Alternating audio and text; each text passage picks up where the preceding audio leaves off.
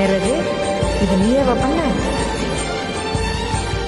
நீ திறமசாலி தான்டா. நீ ஏன்டா உனக்கு வேலை கிடைக்கல? அதெல்லாம் திறமை மட்டும் பார்த்தாது. பின்ன என்ன வேணுமா? திறமை மட்டும் இருந்தா போதும். ரகு நீ தூங்கி போனாய்.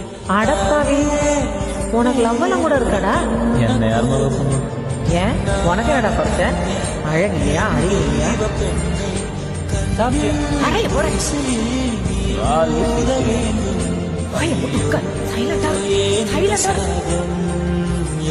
ஆமாண்டா, பக்கத்துல தெரியுதுடா.